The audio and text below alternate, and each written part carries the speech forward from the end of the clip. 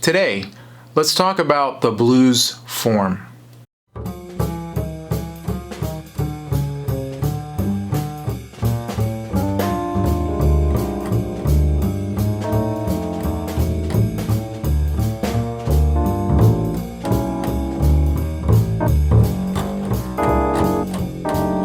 When utilizing the blues form in jazz, it's important that we all know the standard 12-bar form of the blues.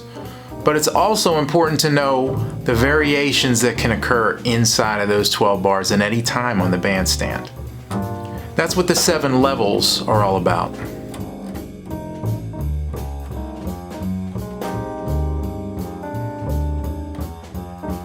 Now before we start, you should know that the blues can come in many different forms.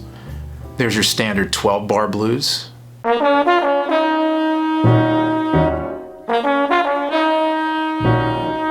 There are also several tunes that we play that are 16-bar forms of the blues.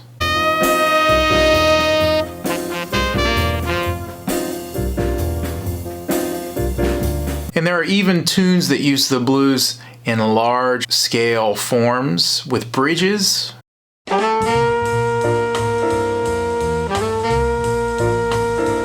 But today we're going to limit ourselves to the standard 12-bar blues progression. And today we'll do it in the people's key of F. So here are the 7 levels of the blues.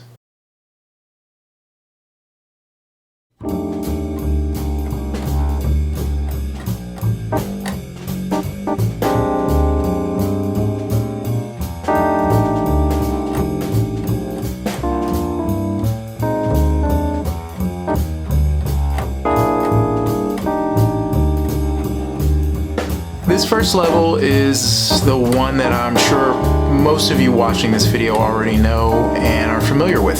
This is a 1-4-5 blues because we use those chords in the key of F. F, B flat, and C. It is highly utilized in blues music, in rock music, and in jazz music. This blues form is the easiest to hear and the easiest to improvise on.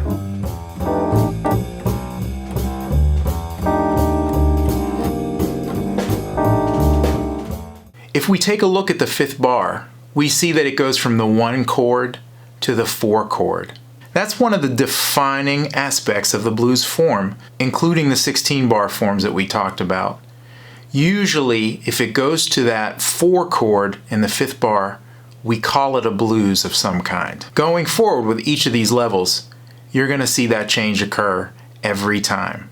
Next, take a look at the last 4 bars. This is a very important section of the blues. This is a cadence, or what we call a turnaround, to get back to the 1 chord again to wrap up the chorus. In this case, our turnaround bars go from the 5 chord to the 4 chord and back to the 1. This is the most basic progression that we can use in the blues. In jazz, we can hear examples of this type of blues in the tunes Back at the Chicken Shack by Jimmy Smith, or the tune Bessie's Blues by John Coltrane.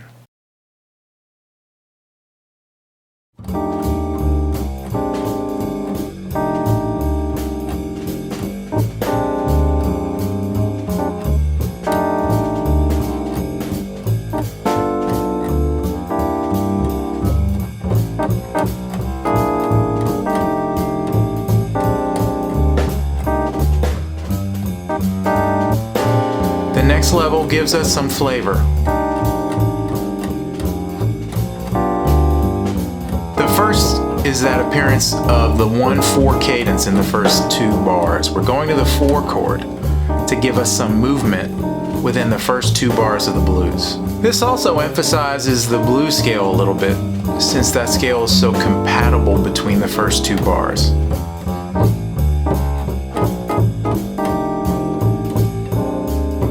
This time our turnaround is set up by using a dominant version of the 2 chord. This is kind of an early version of the 2-5 progression that we know of in jazz. G7's tendency is to lead us to C.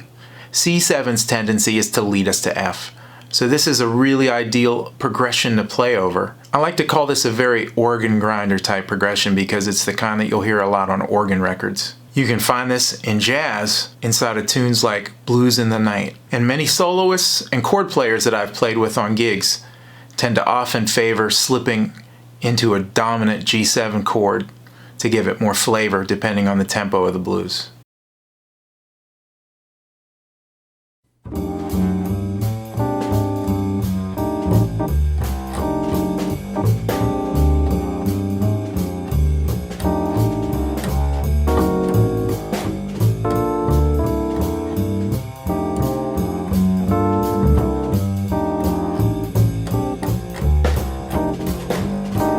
This is probably the most standard and utilized progression in a jazz blues.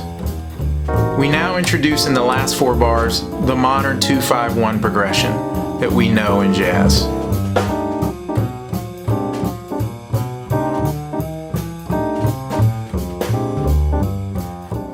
This progression also adds a dominant 6 chord, that D7, whose function is to set up a G and the turnaround in bar 9. We're also going to turn the C7 in bar 12 into a 2 chord turnaround to help us get back to the top of the next chorus, so C7 becomes G minor to C7.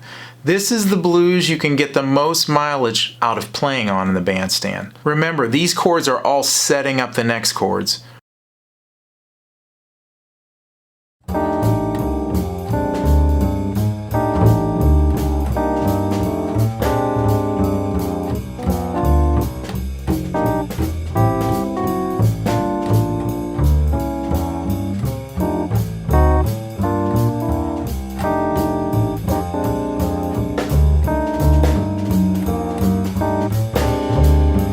This level is very similar to level 3, but what we're doing is we're adding a few more turnarounds, chords that set up other chords into our progression, which is partly the bebop influence in the music.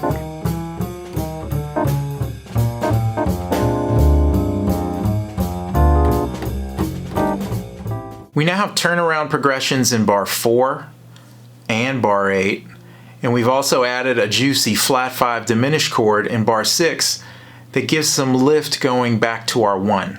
You'll hear a bar like this used in a tune like Thelonious Monk's Blue Monk. Also dig the 1-6-2-5 progression that's now happening in bars 11 and 12. More or less, this is a standard blues that you might play on any day on the bandstand.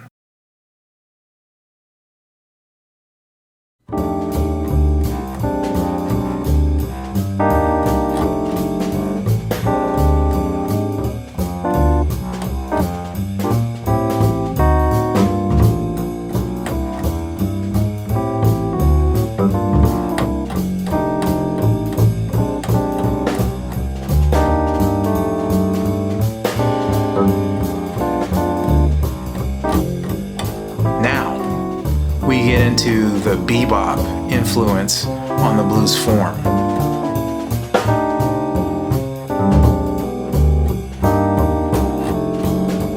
We have many changing chords, and we have cadences that set up even other cadences.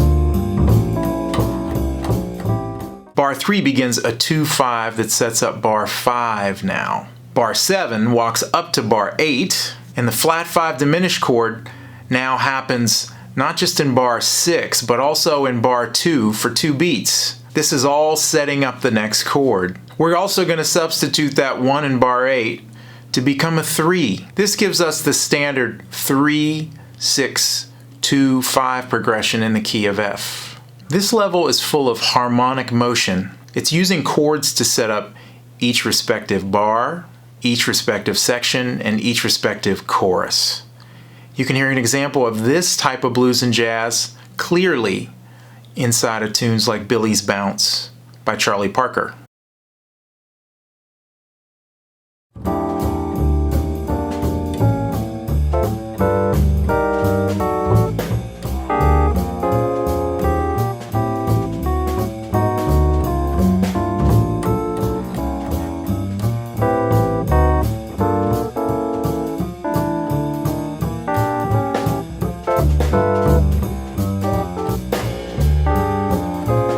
Blues.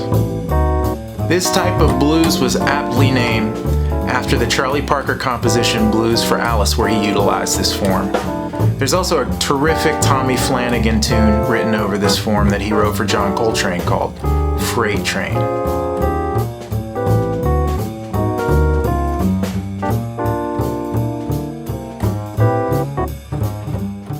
Right away, we hear a different tonality set up by the very first chord in bar 1, a major 7, sometimes a major 6.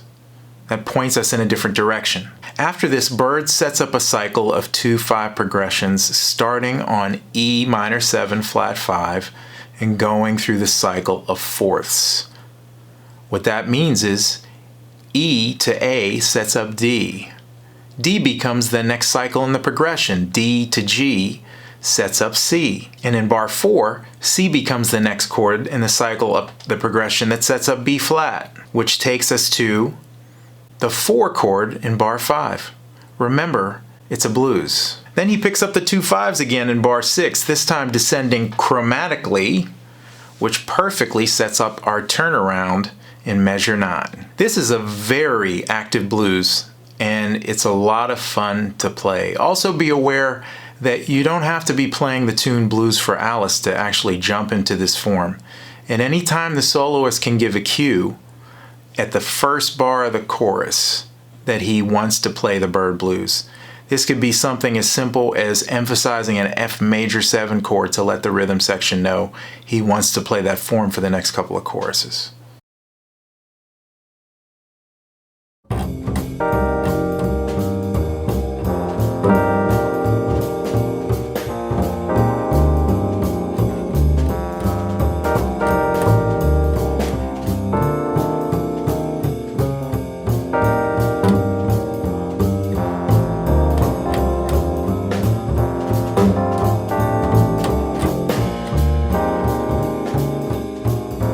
This last level is one of my favorites.